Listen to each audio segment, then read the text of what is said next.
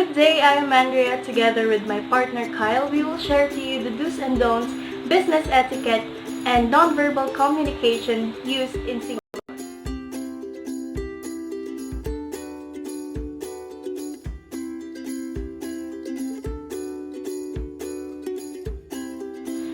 First, let us know the geographical location of Singapore.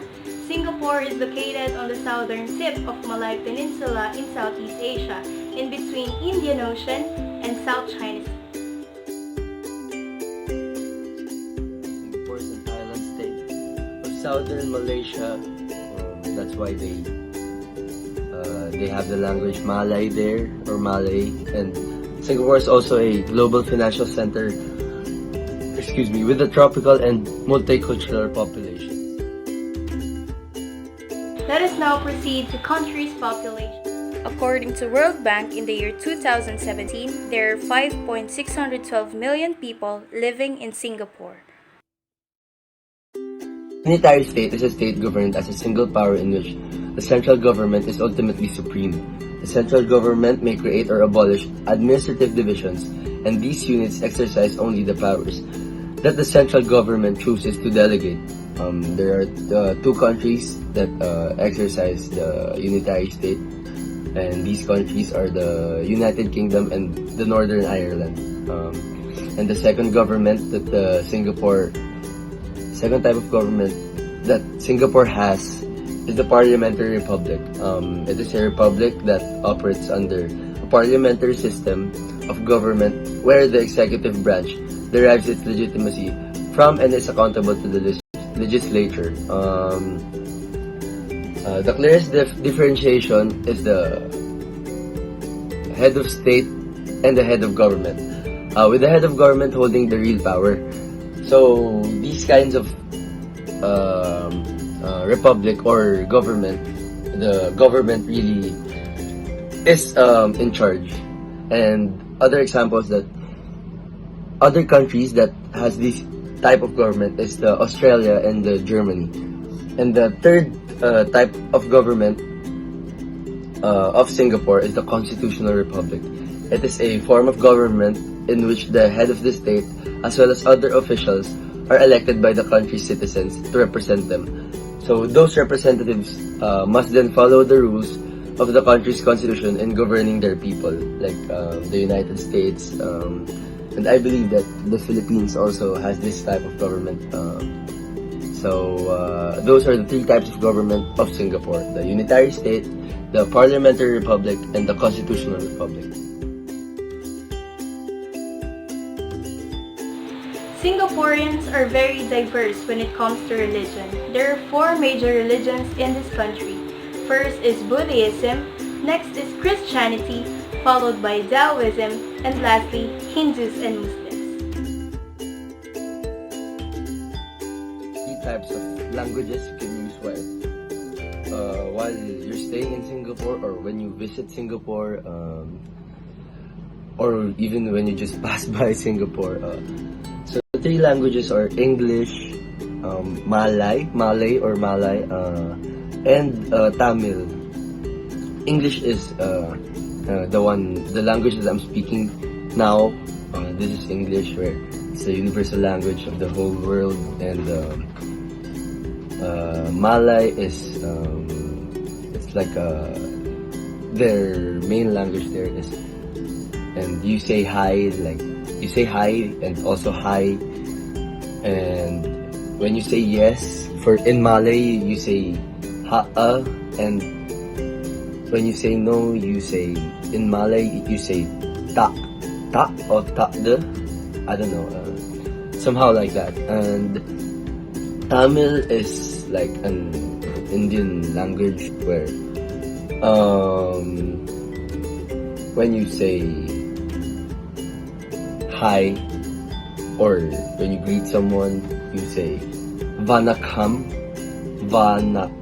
and when you say thank you, you say Nandri. So those are the basic languages you can use while you're in Singapore, or those are the basic languages that they use in Singapore.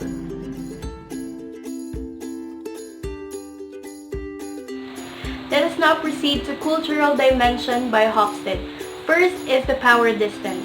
Singapore is very high in power distance. They respect and honor those who are in power. They follow strict rules given by their government. Next is individualism. Individualism in Singapore is very low because Singapore is a collectivistic society wherein we is more important than I.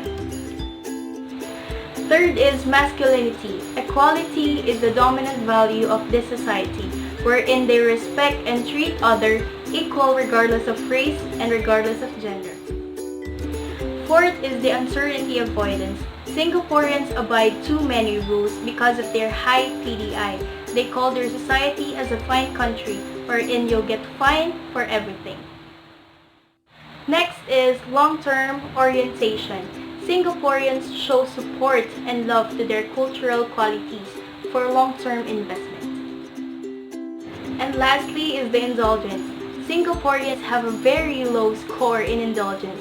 Their intermediate score is 46.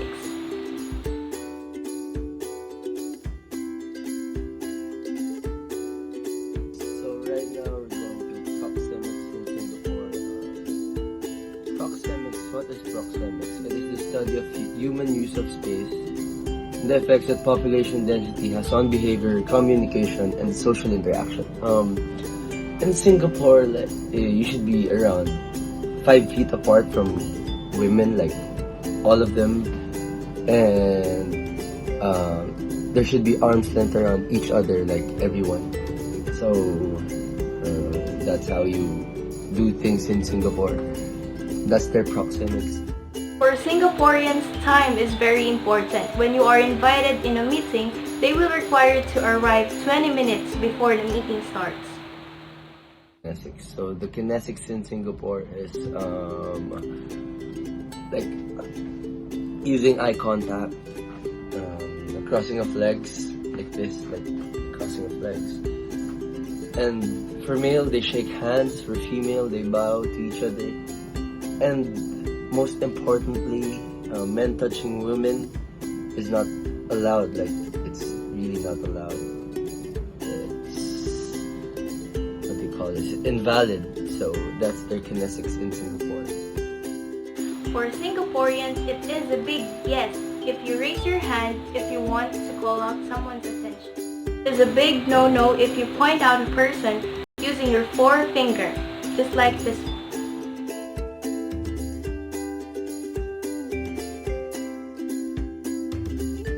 They always give gifts to their hosts, like when they visit or when they're the client of the meeting or something like that.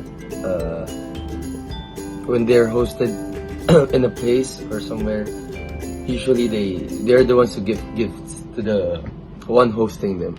So that's their object language.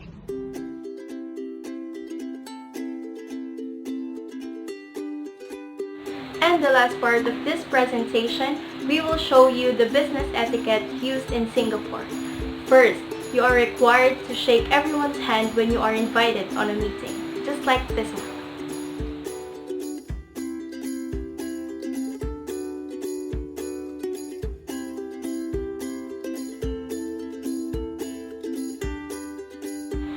Second is you need to bow slightly as you shake their hands.